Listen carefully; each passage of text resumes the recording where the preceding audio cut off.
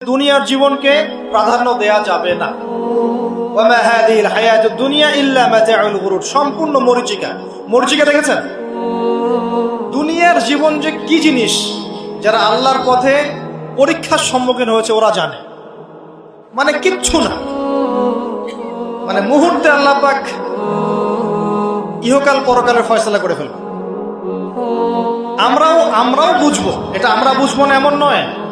Young ছেলে রাস্তায় যাচ্ছে, বাইক নিয়ে খুব দাবরানি দিচ্ছে, আছে না? হঠাৎ অ্যাক্সিডেন্ট, ডেড, স্পট ডেড। এটা দুনিয়ার জীবনটা। সারা জীবন দুনিয়ার পিছনে ছুটেছে, শেষ বয়সে হতাশ, কিছুই পেলাম না। পাবে না, কারণ আল্লাহর পথে না চললে শেষ বয়সে গিয়েও কিছু পাবেন না। যন্ত্রণা, হতাশা, গ্লানি ছাড়া। তখন দেখবেন আত্মহত্যা করে শেষ, ডেড। দেখবেন অনেক প্রতাপশালী বাচ্চা বড় বড় লেকচার দিচ্ছে, হঠাৎ রাস্তায় হাঁটতে হাঁটতে ডেড। সারাদিন রাত জেনা করেছে, মদ খেয়েছে, জেনা ছড়িয়েছে সমাজে, নগ্নতা, অশ্লীলতা ছড়িয়েছে, ভাইরাস, মহামারী দিয়ে শেষ। দুনিয়ার জীবন কি জীবন! চোখের সামনে অহরহ এগুলো ঘটনা দেখছি আমরা। যাচ্ছে খুব সাদা আহ্লাদ করে, বর বিয়ে করতে যাচ্ছে, কার অ্যাক্সিডেন্ট, শেষ, ডেড।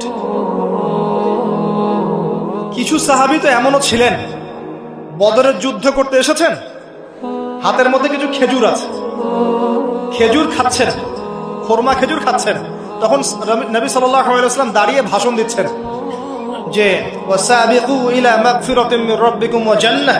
ওই যে আয়াতটা আছে, তোমরা এগিয়ে চলো তোমাদের রবের ক্ষমার দিকে এবং জান্নাতের দিকে।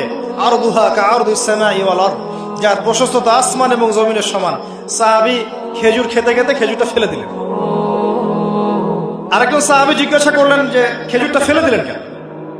তিনি বলছেন, এই খেজুরগুলো খেতে অনেক সময় লেগে যাবে। নবী সাল্লাল্লাহু আলাইহি ওয়াসাল্লাম এমন কথা বলেছেন, এটা শোনার পরে আমি আর এক সেকেন্ড নষ্ট করতে যাচ্ছি না। খেজুর ফেলে দিয়ে যুদ্ধে ঝাঁপিয়ে পড়লেন, দেন শহীদ হয়ে জান্নাতে চলে গেলেন। তারাও তো মৃত্যুর স্বাদ গ্রহণ করেছেন, তাই না?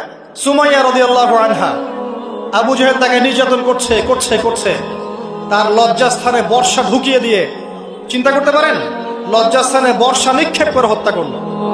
সুমাইয়া রাদিয়াল্লাহু আনহা দেখতে কালো বর্ণের, চেহারা সুন্দর নয়, হয়তোবা আপনার মতো সুন্দর নয়, জান্নাতে এখন হাসছে ইনশাআল্লাহ তাআলা। তার স্বামী ইয়াসের, আবু জাহেল তাকে পিটাতে মেরে ফেললো, সে মারা গেল, শহীদ হয়ে গেল।